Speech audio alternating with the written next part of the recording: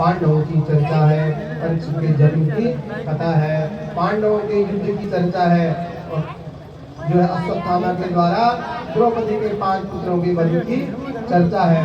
एक द्वितीय स्कंद में जो है राजा परीक्षित को श्राप की चर्चा है, गंगा जी के तट पर आते हैं, सुखदेव भगवान के प्राकृतिक की कथा है, और सुखदेव भगवान के द्वारा परीक्षित को जो है भगवान की कथा को सुनाना प्रारंभ है।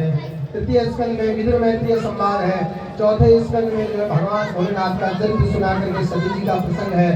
पंचम स्कंद में जो है अजामिलोपाख्यान है, प्रियव्रत और जड़ भरत की कथा है, भूगोल खगोल का वर्णन है, कर्मों का वर्णन है। छठे स्कंद में वृत्तासुर और अजामिल की कथा है। सातवें स्कंद में प्रहलाद जी का चरित्र है। आठवें स्कंद में जो है गजग्राह की कथा, मनमंत्रों का वर्णन है। मनमंत्रों की चर्चा मैंने आपको सुनाई थी कि कैसे मनमंत्र होते हैं, मनमंत्रों की कथा सुना रखी है। 9वें अध्याय में 24 9वें स्कंद में 24 अध्याय है।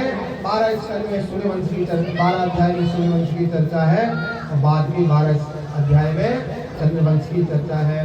10वें स्कंद में 90 अध्याय है, और पहले के 50 अध्याय में भगवान के जन्म की कथा है, बाल लीलाओं का चरित्र है। भगवान के द्वारा गोकुल में, वृंदावन में, मथुरा में जो लीला है उनकी चर्चा है।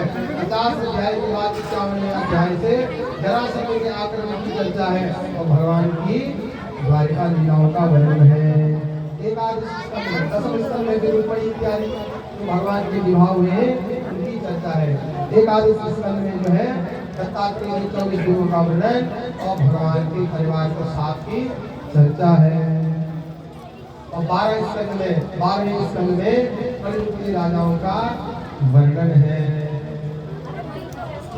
और भगवान की लीलाओं का विस्तार रूप से जो इसमें वर्णन किया गया है। 12वें स्कंद में परीक्षित के मोक्ष की चर्चा है।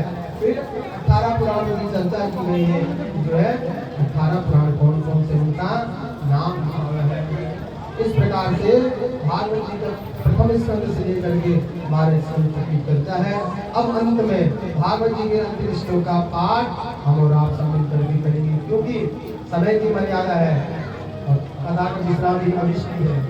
समय का अतिक्रमण होगा तो ना ही आपको अच्छा लगेगा, ना ही हमको अच्छा लगेगा। भक्त वत्सल भगवान भागवत जी के अंतिम श्लोक का पाठ हम आप सब मिलकर के करते हैं। पहले मैं बोलूँगा, फिर पीछे से आप लोग